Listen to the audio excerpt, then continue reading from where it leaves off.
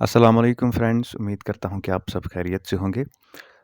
आज काफ़ी अरसे के बाद इनफैक्ट कई महीनों के बाद आपके सामने रूबरू होने का मौका मिला और इन पिछले महीनों में मैंने आपका रिस्पॉन्स देखा, कमेंट्स बहुत सारी आई हुई है और हर एक कमेंट का मैं रिप्लाई नहीं दे पाया, उसके लिए मैं इंतहाई माज़रत ख़्वाह हूँ। आज की इस वीडियो में जिस किताब पर हम बात करने जा रहे हैं, इसे मैंने खुद तरतीब दिया है और कुछ महीने पहले ये मंज़र आम पर आ चुकी है और इस किताब का नाम जैसा कि आपके सामने है, सिविल सर्विसेज़ रहनुमा है। दरअसल ये उन कॉलम्स का मजमूआ है जो यहाँ हमारे एक मकामी रोज़नामे में शाया होते थे किश्तवार। रोज़नामा कश्मीर उज़्मा है उसका नाम, तो उसी में ये किश्तवार छपते थे। फिर उन्हीं को तरतीब दे के कुछ रद्द-ओ-बदल करके, कुछ इज़ाफ़े करके मैंने किताबी सूरत दी और सिविल सर्विसेज़ रहनुमा के नाम से ये आपके सामने आ चुकी है। दोस्तों, किताब पर बात करने से पहले मैं ये कहूँगा, चूँकि किताब मेरी अपनी है तो इसलिए मैं ज़्यादा इसकी जो खूबियाँ ख़ामियाँ हैं वो तो मैं रीडर्स पर छोड़ देता हूँ कि आप जब इसे पढ़ेंगे तो आपका क्या रद्द-ए-अमल रहेगा, वो तो वो फ़ैसला आपके हाथों में है। लेकिन फिर भी इस किताब में क्या-क्या शामिल किया गया है, किन-किन मौज़ूआत पे बात की गई है, उसका एक ख़ाका मैं आपके सामने लाना चाहूँगा। तो दोस्तों, किताब आपके सामने है, या ज़्यादा तवील किताब नहीं है, 128 पेज 128 पेजेज़ पर ये किताब मुश्तमिल है दोस्तों। और इसके जो कंटेंट्स है उस पे अगर हम बात करें, तो आप कंटेंट पेज पे आते हैं, यहाँ पे फ़हरिस्त मज़ामीन।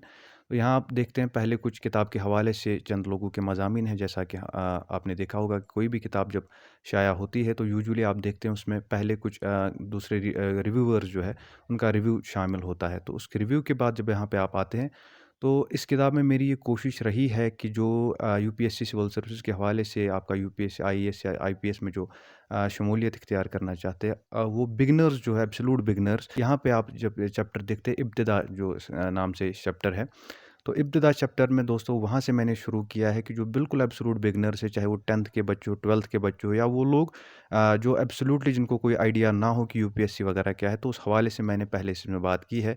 तो उस हवाले से वो एक बेस बनती है इस किताब की, और वही जो है दोस्तों वही से ये किताब आगे चलती है। उसके बाद यहाँ पे अगर आप देखेंगे, उसके बाद दूसरा चैप्टर उसका मकसद है, उसके बाद तीसरा है खदोखाल। खदोखाल में मैंने बात की है कि यूपीएससी एग्ज़ाम दरअसल होता क्या है, उसका एक इंट्रोडक्शन दिया है मैंने, ताकि लोगों को एक मुकम्मल तौर से समझ में आ जाए कि यूपीएससी क्या होता है और इसे कौन कंडक्ट करता है। तो मैं उसका एक खाका मैंने इसमें पेश किया है। उसके बाद जो आपका वो खदोखाल, वो स्ट्रक्चर बताने के बाद, उसके बाद जो दूसरा चैप्टर है दोस्तों, वो है मेंस का निसाब। जैसा कि आप जानते हैं कि यूपीएससी में मेंस जो है वो मेरिट के लिए काउंट किए जाते हैं उसके मार्क्स, और प्रीलिम्स जो है वो क्वालिफाइंग नेचर का होता है, वो आपको क्वालिफाई करना होता है और उसको मेरिट के लिए उसके मार्क्स नहीं गिने जाते। तो जब आपका मेंस आता है तो उसका एक डिटेल्ड सिलेबस होता है, बहुत सारे पेपर्स होते हैं उसमें, तो एक डिटेल्ड सिलेबस उसका दिया जाता है। तो उस सिलेबस को यहाँ पे ब्रेक डाउन किया गया है। मेंस का निसाब के नाम से ये चैप्टर है। और दोस्तों, आप जानते हैं कि उर्दू ज़बान में जो उर्दू के क़ारीन हैं उनके लिए पेश किया गया है, ताकि जो उर्दू जानने वाले हैं, उर्दू पढ़ने वाले हैं, वो बआसानी समझ सके कि यूपीएससी वगैरह क्या है। तो मेंस के निसाब के बाद यहाँ पे एक और चैप्टर है, 2 अहम कदम। तो इसमें मैंने बात की है एनसीईआरटीज़ वगैरह के हवाले से कि उन किताबों की अहमियत क्या है, और बिल्कुल ये किताब मैंने कोशिश की कि ये रिसर्च बेस्ड रहे, और मैं वो आपको आगे दिखाऊँगा कि रिसर्च वगैरह किस लेवल की है इसमें। तो एनसीईआरटी किताबों की अहमियत की वजह से आप जानते हैं कि बिगिनर्स जो है यूजुअली वो एनसीईआरटीज़ को रेफ़र करते हैं। तो उस एनसीईआरटीज़ की क्या अहमियत है, एग्ज़ाम में पढ़ना चाहिए, नहीं पढ़ना चाहिए, उस हवाले से दोस्तों मैंने इस किताब में बात की है। उसके बाद आपका जो अगला चैप्टर है वो है स्टैंडर्ड किताबें। उसके बाद जैसा कि आप जानते हैं एनसीईआरटीज़ को पढ़ने के बाद आप शिफ्ट करते हैं स्टैंडर्ड बुक्स की तरफ, जैसे पॉलिटी के लिए हम लक्ष्मीकांत वगैरह, इस तरह की जो किताबें हैं तो उन पर बात की गई है।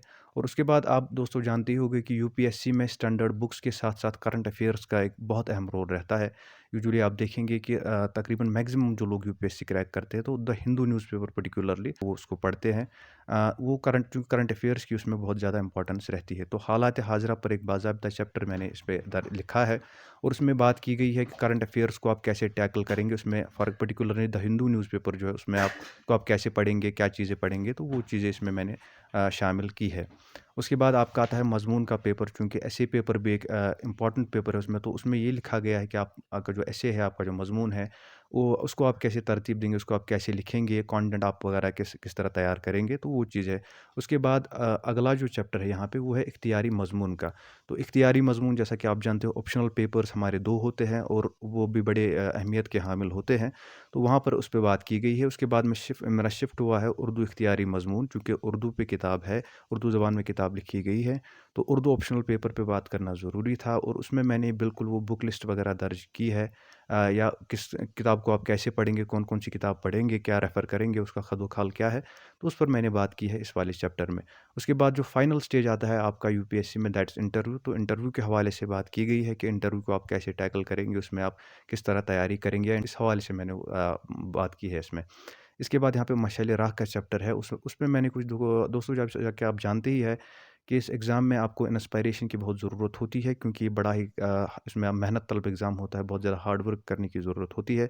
तो उस चीज़ को सस्टेन करना काफ़ी देर तक वो बड़ा मुश्किल बन जाता है, तो उस चीज़ के लिए आपको मोटिवेट करने के लिए ज़रूर कुछ ना कुछ जो है चाहिए होता है, जिसके लिए आप वक़्ती तौर पर मोटिवेट हो सकते हैं। और वो है, उसमें कुछ स्टोरीज़ मैंने रियल लाइफ़ स्टोरीज़ दी हुई है, जिससे एक इंसान को इंस्पायरेशन मिलती है यूपीएससी क्रैक करने की, कि अगर ये क्रैक कर सकता है तो मैं भी क्रैक कर सकता हूँ। और उसमें एक स्टोरी है अंसार शेख की है, वरुण बरनवाल की है, गोविंद जायसवाल की है।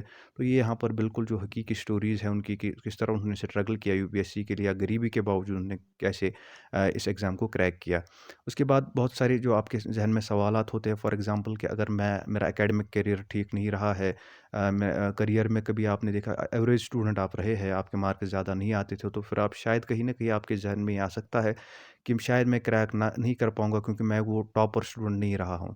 तो टॉपर होना शर्त नहीं, यहाँ पे एक चैप्टर कायम किया गया है जिसमें ये बताया गया है कि इसके लिए आपको टॉपर होने की ज़रूरत नहीं है। पर्टिकुलरली जुनैद अहमद की एग्ज़ाम्पल इसमें दी गई है, जो टॉपर्स में से थे और उनकी एवरेज मार्क्स वगैरह आप जब आप देखते हैं उनकी तरफ, तो वो काफ़ी कम रहे हैं अपने एकेडमिक करियर के दौरान। उसके बाद कुछ चीज़ें हैं जो यूपीएससी के लिए आपको बहुत ज़रूरी आपके अंदर होनी चाहिए, जैसे उसमें कुछ मेहनत शाक़ा आ गई, यानी कि हार्ड वर्क, सब्र, इस्तिक़ामत, पेशेंस एंड परसिवियरेंस, उस पे कुछ चैप्टर्स यहाँ पे लिखे गए हैं, 2-4 चैप्टर्स। तो उसके बाद और एक कुछ चैप्टर्स है, और लास्ट में जब आप यहाँ पे पहुँचते हैं दोस्तों, तो यहाँ पर एक सवाल-जवाब का बाब जो है कायम किया गया है। सवाल-जवाब, उसमें क्वेश्चन फॉर्मेट में कुछ क्वेश्चंस पूछे गए हैं, फिर उनको आंसर करने की कोशिश की है मैंने अपने हिसाब से, जैसे प्लान बी से क्या मुराद है, इसी तरह जो आप अपना आंसर जो है वो किस तरह प्रेज़ेंट करेंगे, या जब आपके क्वेश्चंस आते हैं मेंस में, तो उनको आप किस तरह एनालाइज़ करेंगे, या किस तरह आपको ये पता चलेगा कि मुझे किस नौइयत का आंसर लिखना है। तो दोस्तों, ये इस किताब के कंटेंट्स के बारे में मैंने आपको बताया। जैसा कि मैंने आपको वीडियो की इब्तिदा में कहा था कि मैंने अपने हिसाब से कोशिश की कि इसको जो है रिसर्च बेस्ड लिखूँ, ऐसा नहीं कि मतलब मेरे माइंड में कुछ भी था और मैंने वो लिख दिया। मिसाल के तौर पर मैं आपको एक मिसाल से समझाता हूँ वो, जैसा कोचिंग का मसला हो गया हमारे यहाँ, क्योंकि कुछ लोग जो है वो कोचिंग करना प्रेफ़र करते हैं यूपीएससी के लिए, और कुछ लोग जो है वो सेल्फ स्टडी को ही प्रेफ़रेंस देते हैं। तो अब एक इश्यू है कि क्या कोचिंग करे या सेल्फ स्टडी करे, एक इश्यू बन जाता है। तो दोस्तों, इसमें मैंने पर्सनली ये नहीं कहा है कि नहीं मेरी मर्ज़ी है कि नहीं आप कोचिंग कर लीजिए तो आप कोचिंग कर लीजिए, ऐसा नहीं है।